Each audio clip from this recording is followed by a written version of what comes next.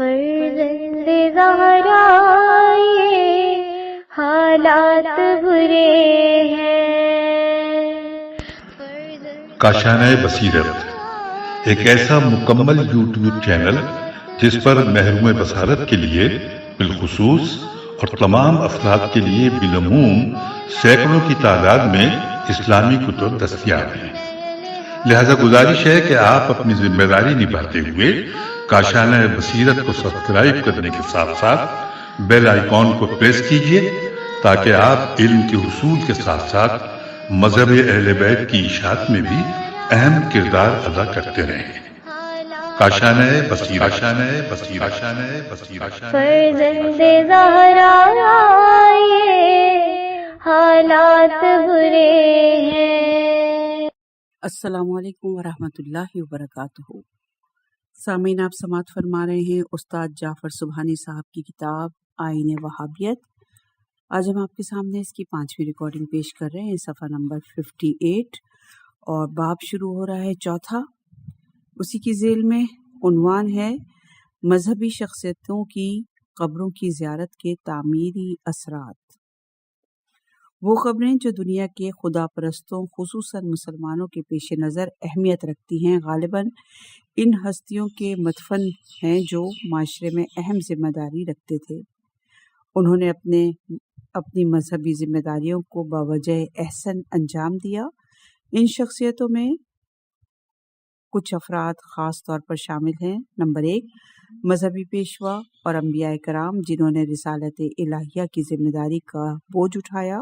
اور جنہوں نے اپنی جان، مال اور عزیز و اقارب کے خون کا نذرانہ پیش کرنے کے علاوہ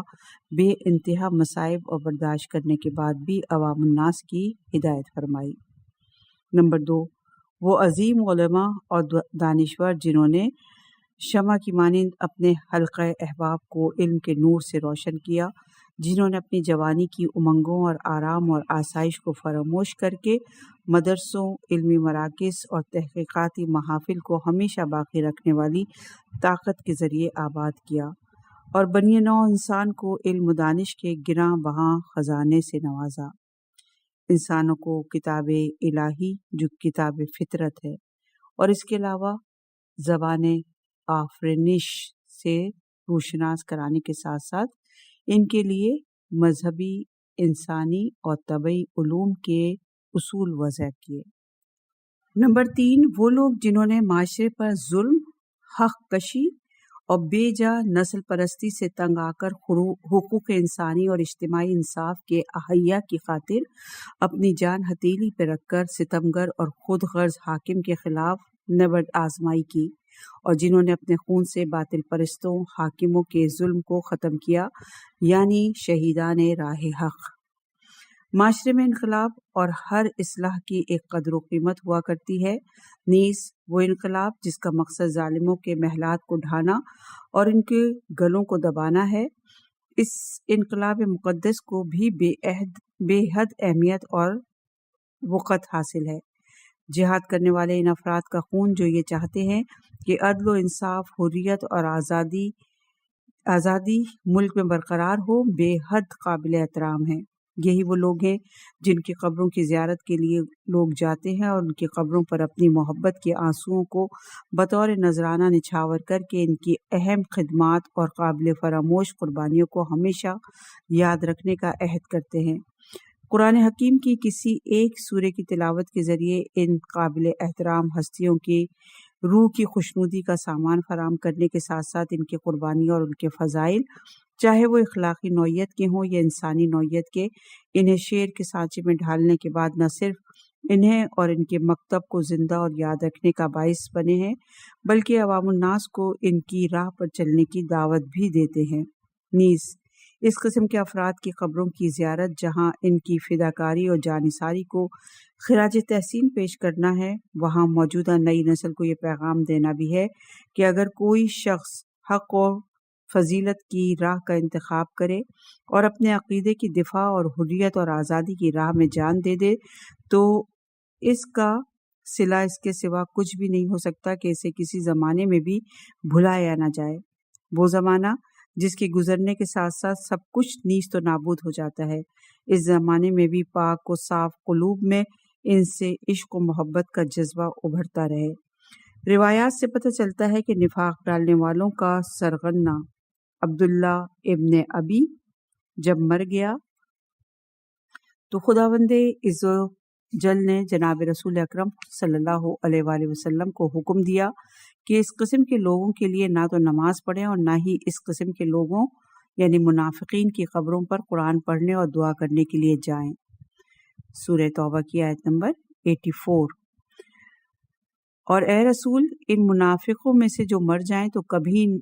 تو نہ کبھی کسی پر نماز جنازہ پڑھیں نہ اس کی قبر پر جا کر کھڑے ہونا۔ ان لوگوں نے یقیناً خدا اور اس کے رسول کے ساتھ کفر کیا اور بدکاری کی حالت میں مر گئے۔ اس آیت میں منافقین کو تباہ کرنے اور ان کی گوشت مالی کرنے کے لیے جناب رسول خدا صلی اللہ علیہ وآلہ وسلم کو حکم دیا کہ وہ نمبر 1 ان میں سے کسی کے جنازے پر ہرگز نماز نہ پڑھیں، نمبر 2 ان کی قبروں پر نہ ٹھہریں۔ یہ وہ حقیقت ہے جسے وَلَا تَقُمْ عَلَىٰ قَبْرِهِ کے ذریعے بیان کیا گیا ہے۔ یہاں پر جو یہ کہا گیا کہ منافقین کے سلسلے میں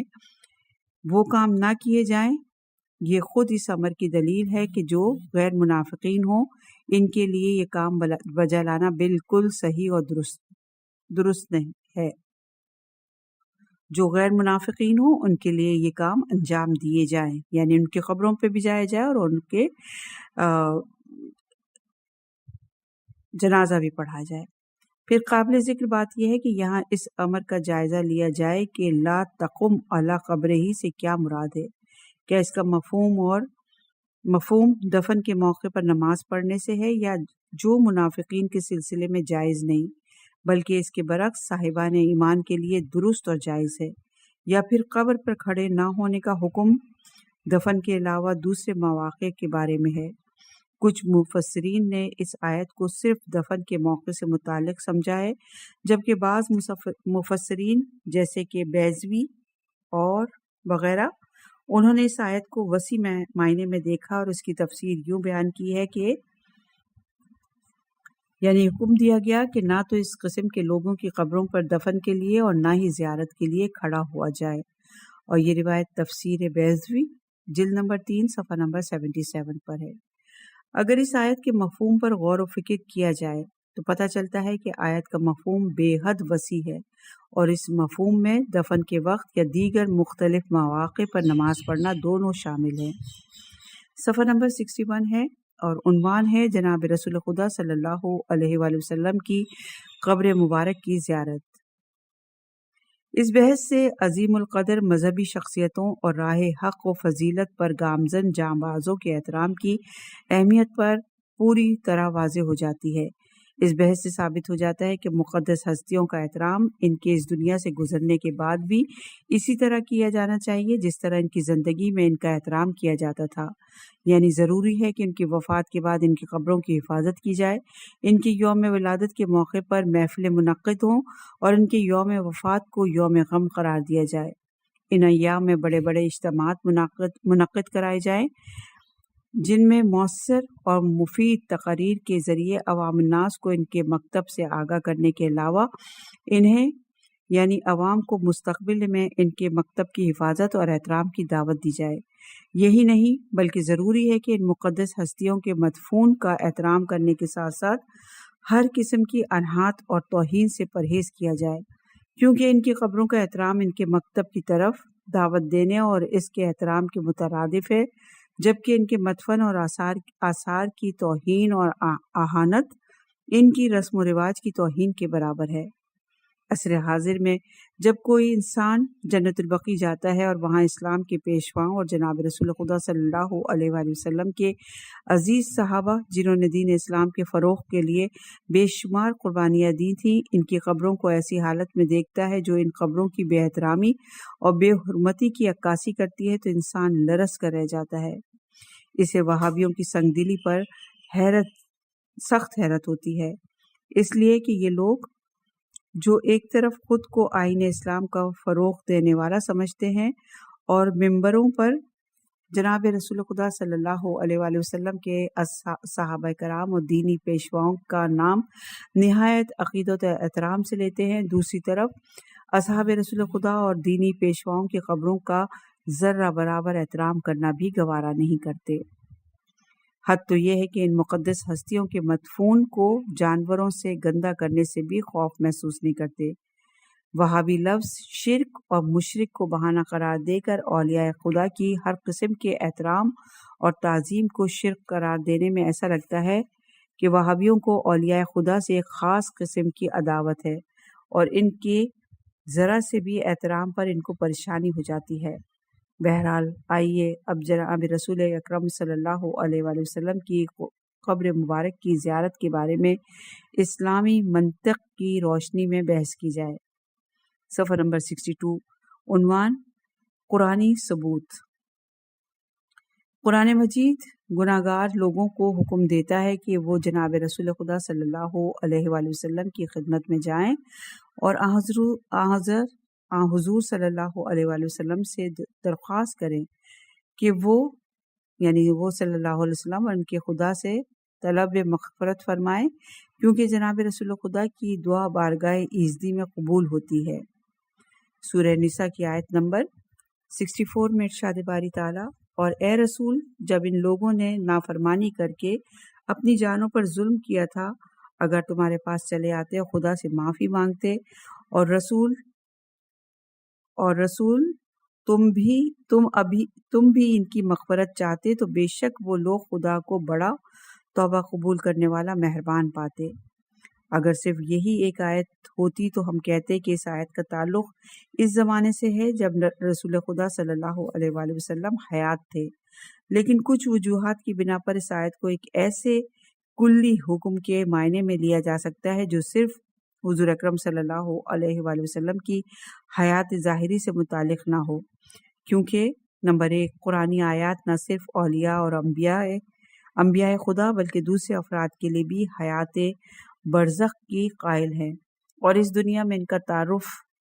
ان کو متعارف دیکھنے اور سننے والوں کی حیثیت سے کیا جاتا ہے۔ ہم اس قسم کی آیات کو ارواح مقدسہ سے توسل کے زیر عنوان بحث میں آگے چل کر پیش کریں گے۔ نمبر 2، اسلامی احادیث واضح طور پر یہ ثبوت فراہم کرتی ہیں کہ فرشتے لوگوں کے پیغام کو جناب ختمی مرتبت صلی اللہ علیہ وآلہ وسلم تک پہنچاتے ہیں۔ یہ وہ حدیث ہیں جو صحیح 7 میں بیان کی گئی ہیں۔ مثال کے طور پر ایک حدیث میں آیا جو کہ سنن ابی داؤد جلد نمبر 1 اور کتاب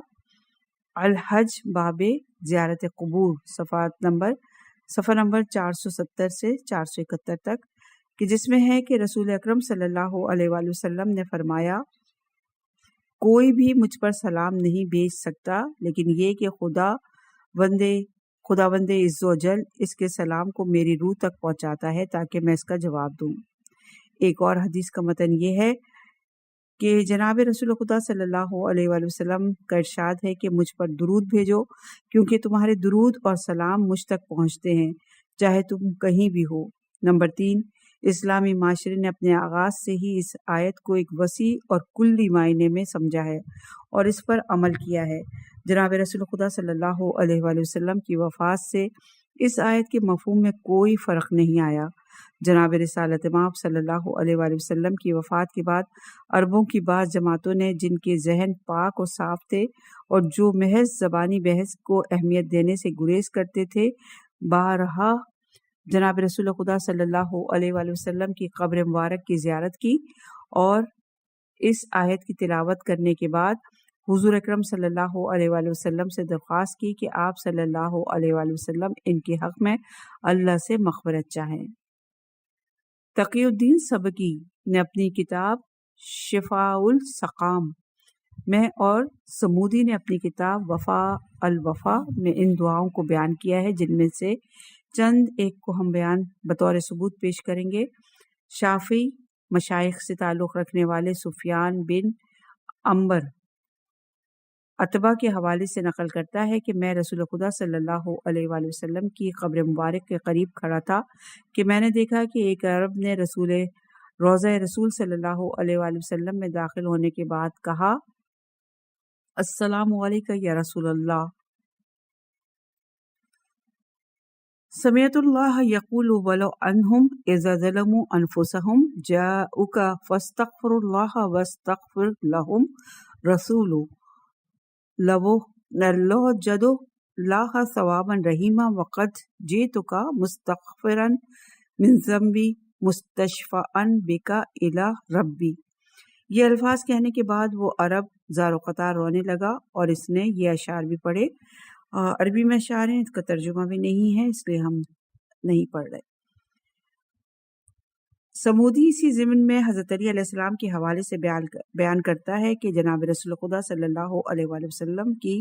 وفات کو ابھی 3 دن گزرے تھے کہ ایک عرب حضور اکرم صلی اللہ علیہ وآلہ وسلم کی قبر مبارک پر آیا اور اس نے خود کو جناب رسول خدا صلی اللہ علیہ وآلہ وسلم کی قبر مبارک پر گرا دیا۔ حضور اکرم صلی اللہ علیہ وآلہ وسلم کی خاک کو اپنے سر پر ڈالا اور کہنے لگا، اے رسول خدا، آپ نے کہا اور ہم نے سنا، جو کچھ آپ نے خدا سے حاصل کیا اسے ہم نے آپ سے حاصل کیا۔ دیگر آیات میں سے یہ آیت بھی خدا ہی کی طرف سے نازل ہوئی ہے کہ وَلَوْ أَنَّهُمْ وَظَلَمُوا، لہٰذا میں نے اپنے نفس پر ظلم کیا ہے اور آپ کی خدمت میں اسی لیے حاضر ہوا ہوں کہ آپ میرے لیے اللہ سے مغفرت فرمائیں۔ بہرحال یہ وہ حقائق ہیں جو اس بات کا بیان ثبوت ہیں کہ وہ مقام و مرتبہ جو مذکورہ بالا آیت کریمہ کے ذریعے جناب رسول خدا صلی اللہ علیہ وآلہ وسلم کو اللہ تعالیٰ نے عطا فرمایا، وہ صرف جناب رسول خدا صلی اللہ علیہ وآلہ وسلم کی حیات ظاہری کے لیے ہی نہ تھا، بلکہ یہ وہ مقام اور عظمت ہے کہ جو حضور اکرم صلی اللہ علیہ وآلہ وسلم کو ان کی وفات کے بعد سے لے کر تا حیات حاصل رہے گی۔ پھر اصولی طور پر اور عملی طور پر مسلمان ان آیات کریمہ کو جو حضور کے احترام کرنے سے متعلق ہیں، انہیں صرف آپ کی حیات طیبہ تک ہی محدود نہیں کرتے، بلکہ ان پر عمل حضور اکرم صلی اللہ علیہ وآلہ وسلم کی وفات کے بعد بھی اسی طرح لازمی سمجھتے ہیں، جس طرح رسول خدا صلی اللہ علیہ وآلہ وسلم کی ظاہری حیات میں ضروری تھا۔ اور اس حقیقت کا ثبوت یہ ہے کہ امام حسن علیہ السلام کے دفن کے موقع پر جب کچھ لوگوں نے امام علیہ السلام کی قبر پر رونا شروع کر دیا تو اس وقت امام حسین علیہ السلام نے ان کے اس عمل کو دیکھ کر یہ آیت کریمہ تلاوت فرمائی۔ سورہ حجرات کی آیت نمبر 2، یا ایھا الذین آمنوا لا ترفعوا اصواتکم فوق صوت النبی، اے صاحبان ایمان اپنی آواز کو نبی کی آواز پر بلند نہ ہونے دو۔ اور اس موقع پر کسی نے حتیٰ کہ بنی امیہ نے بھی یہ نہیں کہا کہ یہ آیت تو صرف جناب رسول خدا صلی اللہ علیہ وآلہ وسلم کی ظاہری حیات مبارکہ اور ان کے احترام کے لیے ہے۔ مزید برآں عصر حاضر میں بھی وہابیوں نے ہی جناب رسالت مآب صلی اللہ علیہ وآلہ وسلم کی قبر پر یہی آیت لکھ رکھی ہے تاکہ اس آیت کریمہ کے ذریعے زیارت قبر رسول صلی اللہ علیہ وآلہ وسلم کرنے والوں کو اس امر کی طرف متوجہ کریں کہ وہ اس مقدس مقام پر اپنی آواز کم رکھیں اور صحیح انداز سے بات کریں۔ لہٰذا اگر ان تمام امور کو پیش نظر رکھا جائے تو پھر ماننا پڑتا ہے کہ مذکورہ بالا آیت کریمہ کو وسیع معنی دیے جا سکتے ہیں اور آج بھی حضور اکرم صلی اللہ علیہ وآلہ وسلم سے اپنی مغفرت کے لیے درخواست کی جا سکتی ہے۔ یہاں یہ امر قابل ذکر ہے کہ زیر بحث آیت کریمہ 2 امور کو بیان کرتی ہے۔ نمبر 1، جناب رسول خدا صلی اللہ علیہ وآلہ وسلم کی وفات کے بعد بھی حضور اکرم صلی اللہ علیہ وآلہ وسلم کی خدمت میں جایا جا سکتا ہے اور آپ صلی اللہ علیہ وآلہ وسلم سے درخواست کی جا سکتی ہے کہ وہ ہم انسانوں کے بارے میں خدا سے مغفرت طلب فرمائیں۔ ہم انشاءاللہ اولیاء خدا سے توسل کے باب میں اس ضمن میں تفصیلی بحث پیش کریں گے۔ نمبر 2، اس آیت کریمہ سے یہ بات بھی ثابت ہے کہ جناب رسول خدا صلی اللہ علیہ وآلہ وسلم کی قبر مبارک کی زیارت شرعی طور پر جائز ہے، کیونکہ زیارت کی حقیقت سوائے اس کے کہ زیارت کرنے والا صاحب قبر کی خدمت میں حاضر ہو اور کچھ نہیں۔ لہٰذا اگر یہ جائز ہے کہ ہم جناب رسول اکرم صلی اللہ علیہ وآلہ وسلم کی قبروں پر جائیں اور آپ سے درخواست کریں کہ آپ خدا سے ہمارے لیے مغفرت کی دعا فرمائیں، تو اس کا مطلب یہ ہوا کہ اس نے زیارت قبر رسول کے ذریعے 2 امور انجام دیے۔ نمبر 1،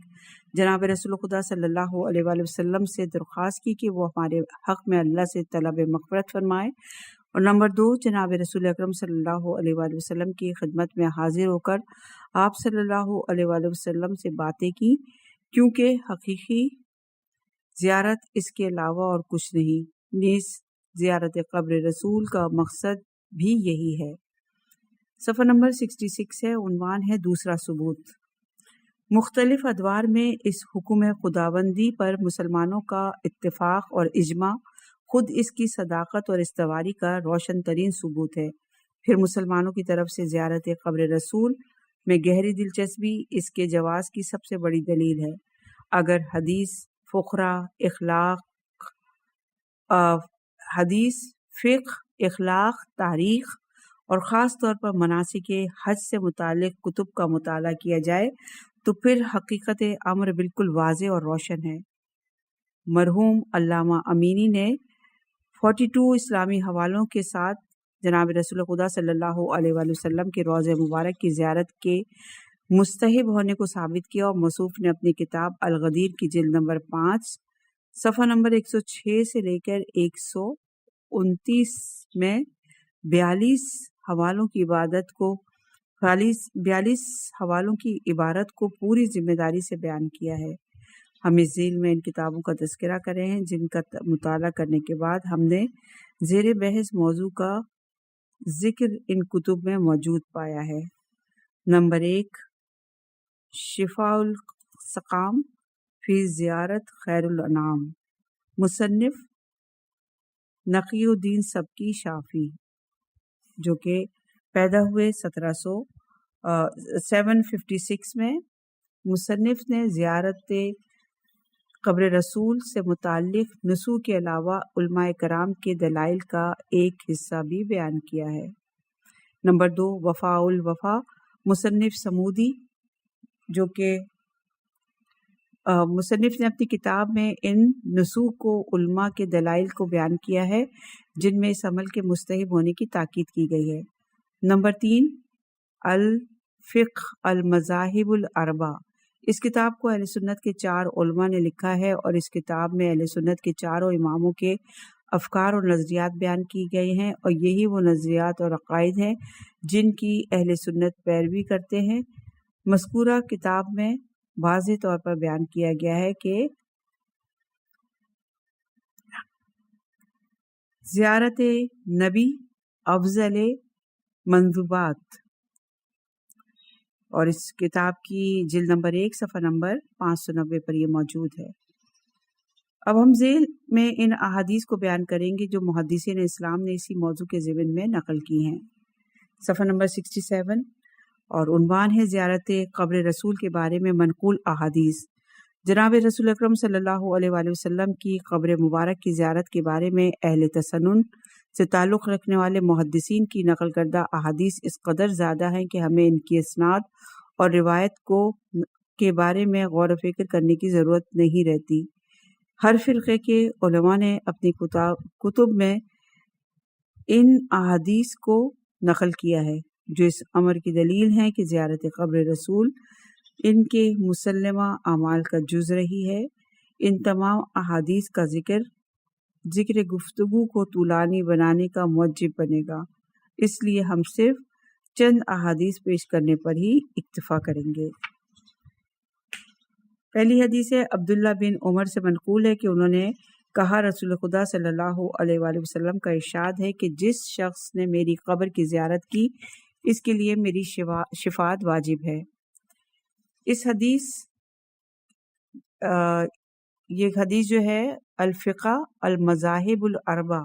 نامی کتاب کی جلد نمبر 1 صفحہ نمبر 590 پر ہے، اور اہل سنت کے چار گہانہ مذاہب کے بعض علماء نے اسی کے مطابق فتویٰ صادر کیا ہے۔ اس کے علاوہ اس حدیث کے مستند ہونے کے لیے دیکھیے کتاب وفاء الوفا جلد نمبر 4 صفحہ نمبر 1336۔ یہ ایک مسلمہ امر ہے، اور یہ ایک ایسی حدیث جس کو 150 ہجری سے آج تک متواتر علماء اپنی کتابوں میں بیان کرتے چلے آ رہے ہیں، کسی صورت میں بھی غلط اور غیر مستند قرار نہیں دیا جا سکتا۔ نقی الدین علی بن عبد الکافی سبکی نے اپنی گراں قدر کتاب شفاء السقام میں یہ ان بہترین کتابوں میں سے ہے جو اہل سنت نے زیارت قبر رسول کے بارے میں ابن تمیمہ کے فتوے کو حرام قرار دینے کے سلسلے میں لکھی ہے۔ اسی کتاب کے صفحہ نمبر 2 سے لے کر 11 میں اس حدیث پر بحث اور تبصرہ کر کے اس حدیث کے صحیح اور مستند ہونے کو ثابت کیا گیا ہے کہ جو شخص صرف اور صرف میری زیارت کے ارادے سے میرے پاس آتا ہے، اس کے بارے میں میرے لیے یہی مناسب ہے کہ میں قیامت کے دن اس کا شفیع بن جاؤں۔ مذکورہ حدیث کو 16 محدثین نے اپنی کتب میں بیان کیا اور نقی الدین سبکی نے اپنی کتاب شفاء السقام صفحہ نمبر 1 سے 13 میں اس حدیث کے بارے میں تفصیلی بحث کی ہے۔ اس کے علاوہ وفاء الوفا کی جلد نمبر 4 صفحہ نمبر 134 پر یہ حدیث ہے کہ جس شخص نے حج کرنے کے بعد میری قبر کی زیارت کی، اس کی مثال اس شخص کی ہے جس نے میری زندگی میں میری زیارت کی ہو۔ ان احادیث کو 25 محدثین نے اپنی کتابوں میں بیان کیا اور تقی الدین سبکی نے اپنی کتاب شفاء السقام صفحہ نمبر 12 سے 16 میں مذکورہ حدیث کے مستند ہونے کے بارے میں دلائل بیان کیے ہیں۔ اس کے علاوہ کتاب وفاء الوفا جلد نمبر 4 صفحہ نمبر 1340 میں بھی ایک حدیث ہے کہ اگر کوئی خانہ خدا کی زیارت یعنی حج کرے اور میری زیارت کو نہ آئے، گویا اس نے مجھ پر ظلم کیا ہے۔ اس حدیث کو 9 محدثین نے بیان کیا ہے۔ کتاب وفاء الوفا جلد نمبر 4 صفحہ نمبر 1340 میں یہ حدیث ہے کہ جو کوئی میری قبر کی زیارت کرے گا میں اس کا شفیع یعنی گواہ بنوں گا۔ مذکورہ حدیث کو 11 محدثین نے بیان کیا ہے اور ان محدثین میں سے بعض کا تعلق 3 صدی ہجری سے ہے، اور اس دیکھیے کتاب وفاء الوفا جلد نمبر 4 صفحہ نمبر 1343 اس میں ہے کہ جو کوئی میری موت کے بعد میری زیارت کرے گا، اس کی مثال ایسی شخص کی ہوگی جس نے میری زندگی میں میری زیارت کی۔ اس حدیث کو 13 محدثین نے نقل کیا ہے اور یہ وفاء الوفا کی جلد نمبر 4 صفحہ نمبر 1347 میں بھی موجود ہے۔ ان احادیث میں اور بھی بے شمار احادیث میں سے ہے جن میں لوگوں کو زیارت قبر رسول صلی اللہ علیہ وآلہ وسلم کو اہمیت دینے کی طرف متوجہ کیا گیا ہے۔ صاحب الغدیر کے مطابق اس قسم کی احادیث کی تعداد 22 ہے، جبکہ سمودی نے اپنی کتاب وفاء الوفا جلد نمبر 4 صفحہ نمبر 1336 سے لے کے 1338 میں 17 احادیث بیان کی ہیں اور ان کے مستند ہونے کے بارے میں تفصیلی بحث کی ہے۔ جناب رسول اکرم صلی اللہ علیہ وآلہ وسلم نے مسلمانوں کو اپنی قبر کی زیارت کرنے کی جو دعوت دی ہے، اس کی وجہ وہ مادی اور معنوی روحانی فوائد ہیں جو اسلام کی عظیم القدر ہستیوں کی زیارت قبور میں مضمر ہوتے ہیں۔ کیا زیارت قبر رسول صلی اللہ علیہ وآلہ وسلم کا یہ فائدہ کم ہے کہ اس کے ذریعے مسلمان آئین اسلام کے مرکز سے نشر و اشاعت سے روشناس ہونے کے بعد اس مرکز میں رونما ہونے والے تاریخی حوادث و واقعات کا علم حاصل کرنے کے ساتھ ساتھ وہاں سے صحیح علوم اور احادیث کی معرفت حاصل کر کے انہیں دنیا کے کونے کونے میں پھیلانے کا شرف حاصل کرتے ہیں۔ صفحہ نمبر 70 ہے، عنوان ہے زیارت قبور کو حرام دینے کے لیے وہابیوں کے دلائل۔ وہابی طبقہ اگرچہ زیارت قبر رسول صلی اللہ علیہ وآلہ وسلم کو جائز تسلیم کرتا ہے، ہم کسی بھی صورت دوسروں کی قبروں کی زیارت کو جائز نہیں سمجھتے۔ محمد بن عبد الوہاب کے بیٹے نے رسائل کے دوسرے رسالے میں لکھا ہے کہ حضور اس کی زیارت مستحب ہے، لیکن مسجد کی زیارت اور وہاں زیارت پڑھنے کے مقصد کے علاوہ سفر جائز نہیں ہے۔ زیارت کے حرام ہونے کے سلسلے میں ان کو سب سے اہم ترین دلیل سے وہ ذیل میں پیش کی جانے والی وہ حدیث ہے جسے صحیح 7 میں نقل کیا گیا اور اس کا راوی ابو ہریرہ ہے۔ ابو ہریرہ کہتا ہے کہ جناب رسول خدا صلی اللہ علیہ وآلہ وسلم نے فرمایا، سوائے میں مسجدوں کے جن میں ایک میری مسجد نبوی، دوسری مسجد الحرام اور تیسری مسجد اقصی شامل ہیں، سفر کرنا درست نہیں ہے۔ اس حدیث کو یوں بھی بیان کیا جاتا ہے کہ اس کے علاوہ اسی حدیث کو اس طرح بھی بیان کیا گیا ہے کہ دیکھیے صحیح مسلم کی میں، جس میں ان حدیثوں کو تینوں صورتوں میں موجود ہیں یہ حدیث، اور اس کی جلد نمبر 4 کتاب ہے الحج باب التشدد الرحال، صفحہ نمبر 126۔ اس کے علاوہ سنن ابن داود جلد نمبر 1 کتاب الحج صفحہ نمبر 469 پر بھی اس کا ذکر موجود ہے۔ اس میں کوئی شک نہیں کہ مذکورہ حدیث کو صحیح 7 میں بیان کیا گیا ہے۔ نیز ہم اس امر پر بھی بحث نہیں کرتے کہ اس حدیث کا راوی ابو ہریرہ ہے، لیکن پھر بھی اہم مسئلہ اس حدیث کے مفہوم کا یہ ہے کہ اگر ہم فرض کریں کہ حدیث کے الفاظ اس طرح ہیں کہ لا تشد رحال الی اللہ ثلاثۃ مساجد، تو اس صورت میں یہ مسلمہ امر ہے کہ لفظ الا استثناء ہے، اور الا کو لفظ استثناء تسلیم کرنے کے بعد لازمی امر ہے کہ مستثنی منہ کو بھی تلاش کیا جائے، اس لیے کہ استثناء کے ساتھ مستثنی منع کا نہ ہونا ضروری ہے۔ اب کیونکہ مستثنی منع الفاظ نہیں ہے، لہٰذا یقینی طور پر وہ معنی میں ہوگا، یعنی مستثنی منہ مقدر یعنی چھپا ہوا ہے۔ چنانچہ قرائن پر عمل کرنے سے پہلے مستثنی منہ کو جن 2 صورتوں میں اس کے معنی میں دیکھا جا سکتا ہے وہ یہ ہیں، یعنی حدیث کے مفہوم کو سمجھنے کا تعلق اس بات سے ہے کہ آپ معنی میں سے کسی معنی کو منتخب کرتے ہیں۔ اگر حدیث کے معنی پہلے مفروضے کی بنیاد پر ہوں تو اس صورت میں حدیث کا مطلب یہ ہوگا کہ کسی بھی مسجد کے لیے سفر کرنا جائز نہیں، سوائے ان مساجد کے کہ جو یہ مطلب ہرگز نہیں مراد لیا جائے گا کہ کسی بھی جگہ کے خواہ و مسجد نہ ہو، شد رحال یعنی سفر کرنا جائز نہیں ہے۔ چنانچہ اس صورت میں اگر انبیاء خدا، ائمہ طاہرین اور دیگر نیک اور صالح افراد کی زیارت کے لیے سفر کریں تو اس کے سفر میں کسی طرح بھی مذکورہ حدیث کا اطلاق اس لیے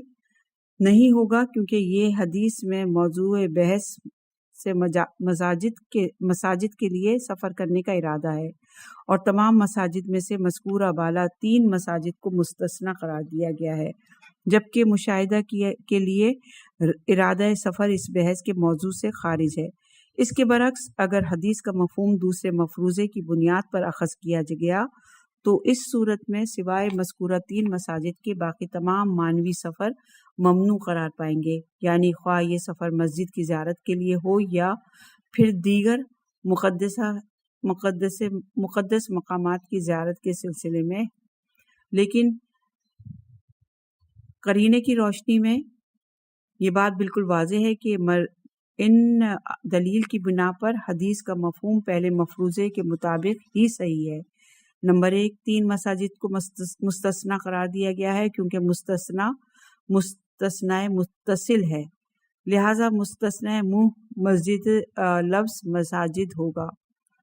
نہ کہ جگہ۔ مثال کے طور پہ اگر کوئی یہ کہے کہ ما جاء فی الا یزد، تو مستثنی منہ لفظ انسان یا اس کی مانند دوسرا لفظ ہی ہوگا، جیسے قوم، نہ یہ کہ وسیع معنی کے پیش نظر کوئی بھی چیز یا کوئی بھی موجود، خواہ وہ انسان ہو یا قبرستان۔ اگر اس حدیث کے ذریعے تمام معنوی سفروں کو ممنوع قرار دیا گیا ہے تو یہ مفہوم صحیح نہیں ہوگا، کیونکہ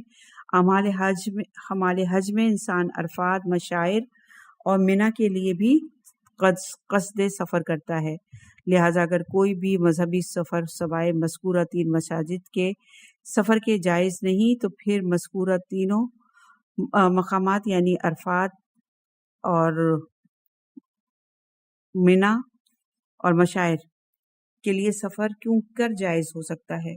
خدا کی راہ میں جہاد، تعلیم، صلہ رحم اور والدین کی زیارت کے لیے سفر ان سفروں میں شامل ہے جن کے بارے میں قرآنی آیات اور احادیث بکثرت موجود ہیں۔ چنانچہ قرآن حکیم میں ارشاد باری تعالیٰ ہوتا ہے سورہ توبہ کی آیت نمبر 120 میں،